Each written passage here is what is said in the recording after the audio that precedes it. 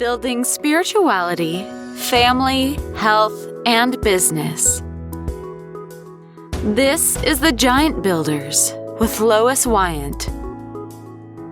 All right, welcome Giant Builders. It's Lois Wyant again, and I have a special guest today, in which case this is the author of Shocking Marriage. So it's a great book. I read it. I would recommend it.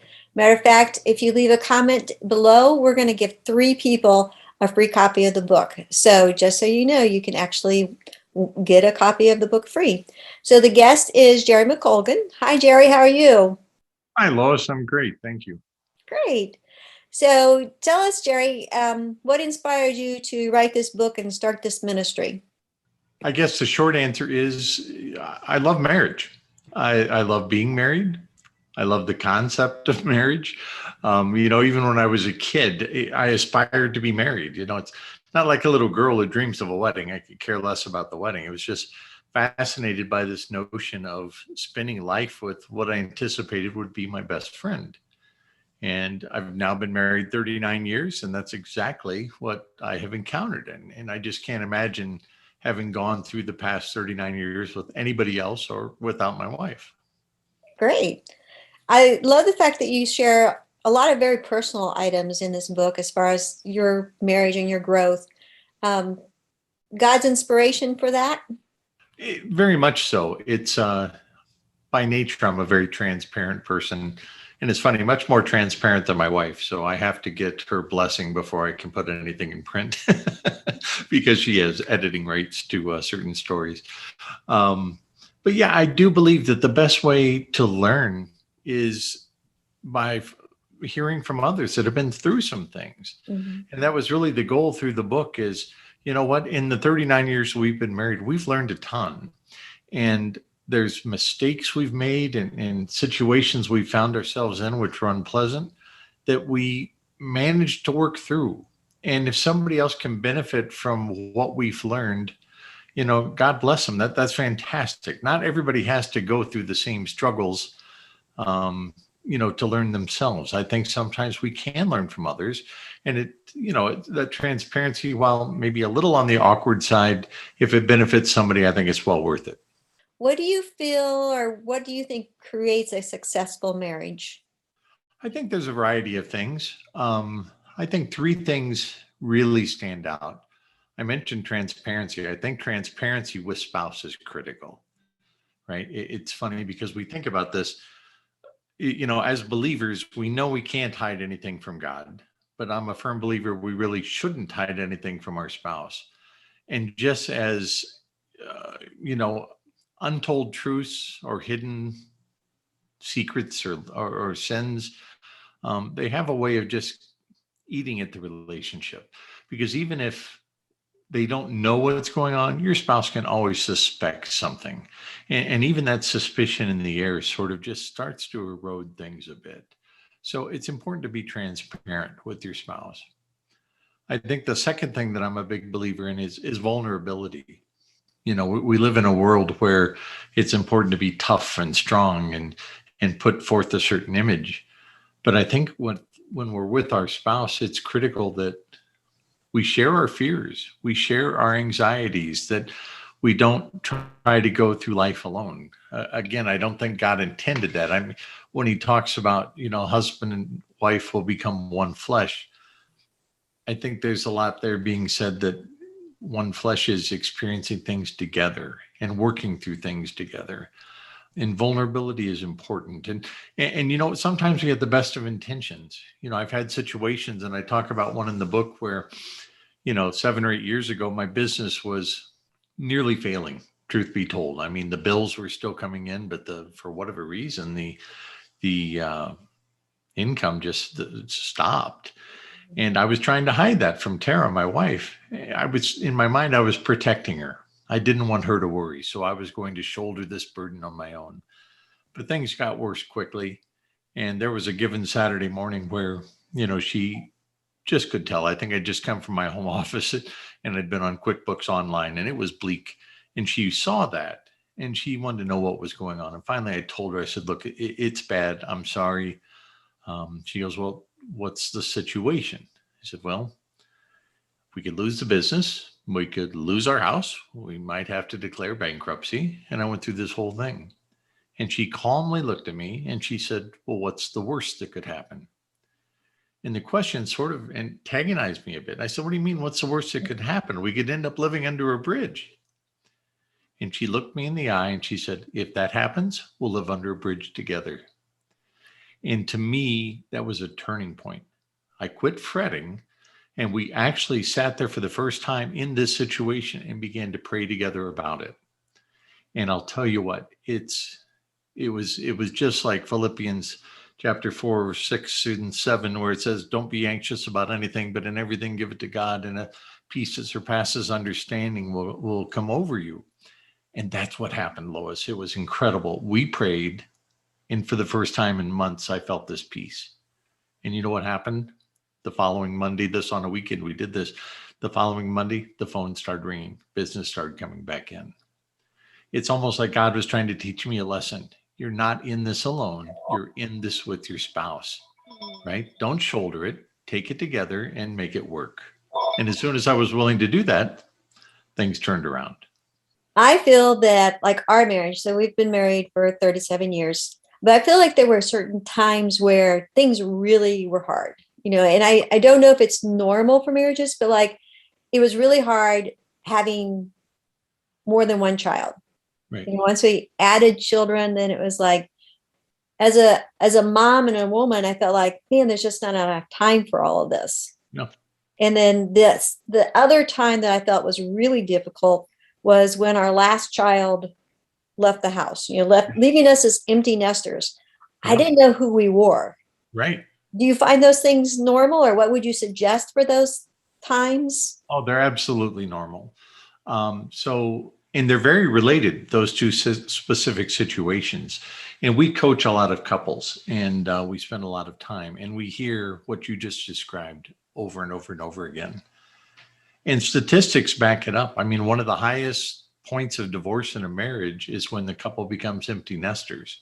Mm-hmm. And the reason for that is just what you said. Who are you? You wake up one day and you look across the breakfast table and say, what was your name again? And I say that half jokingly, but we live in a culture that puts so much emphasis on children, right? The children sort of rule the roost. It's their activities, their hobbies, their sports, their concerts. And as parents, we want them to succeed. We want them to do well. And we put all of our time and emotional energy into their upbringing. And what happens is, in our minds, we put the marriage on the back burner. We think we'll get back to that someday. But right now I've got to put myself into the kids. I've got to pour myself into my career, etc.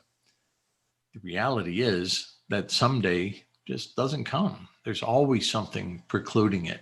So it takes intentionality throughout every phase of marriage to focus on it and to say, we're going to make it better. We're going to invest in this marriage.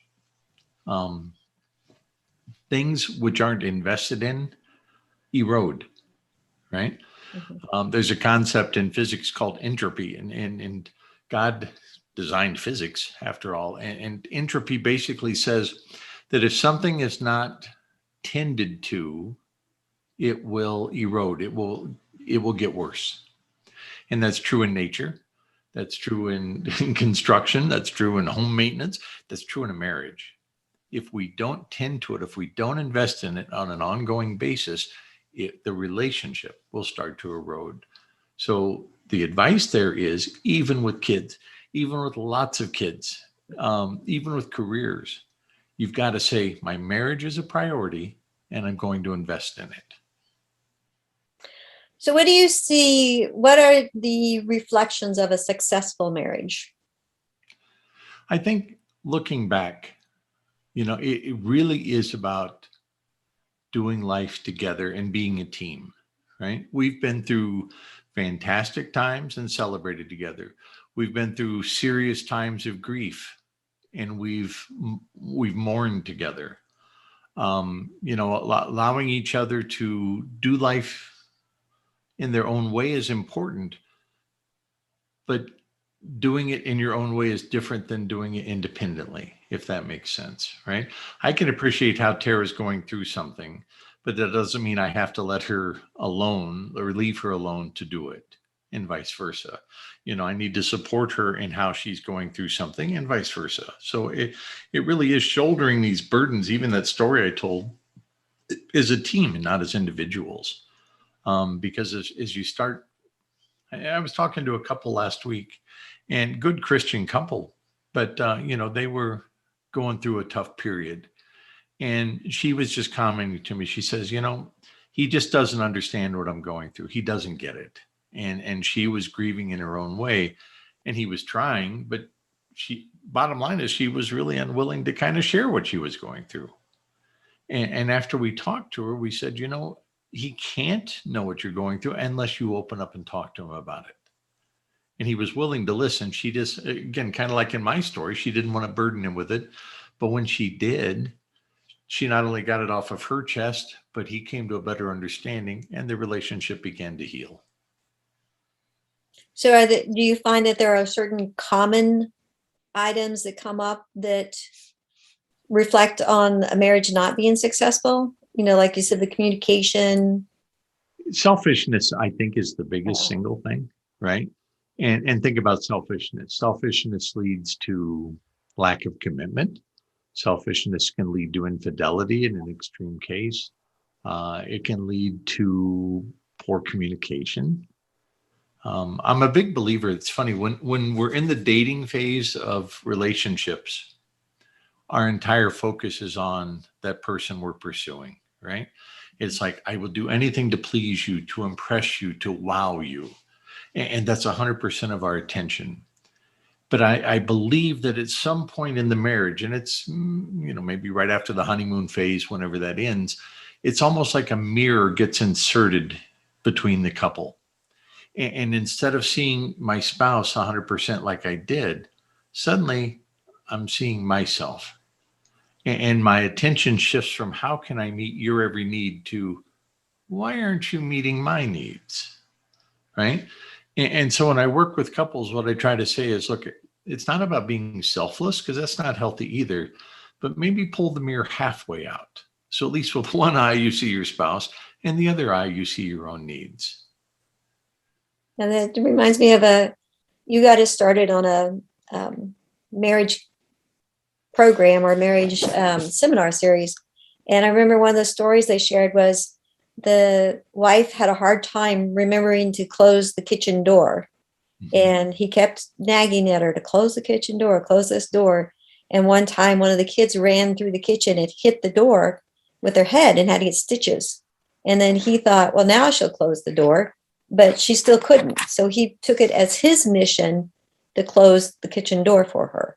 Yeah. And I think that so many times we think so much about what the other person's not doing for us, instead of seeing that God's telling us that might be part of our mission field, is to do that for them, especially if it's something that bothers us, that doesn't reflect a concern on the other person.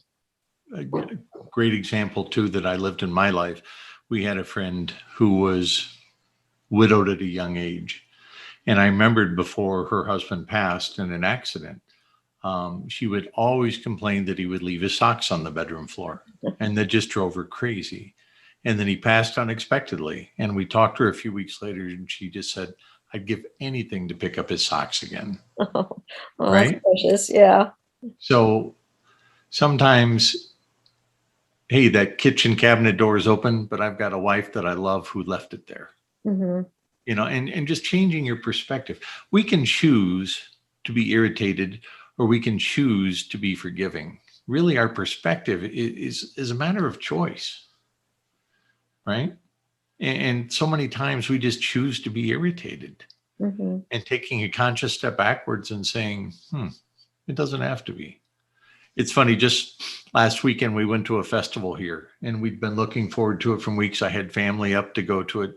And we got there, and it was pouring down rain. It was 45 degrees. Could have been miserable. And I kind of looked at him. I said, we could all sit here and grouse about this day, or we could look at this and say, you know what? This is going to be very memorable because of what we're enduring. Let's choose to make it a memory and not misery. And it was funny, just saying that shifted everybody's mindset from grousing to sort of laughing about it, saying, could it get worse? And then the wind picked up. But when it was all said and done, we came back, sat around the fire, and we laughed.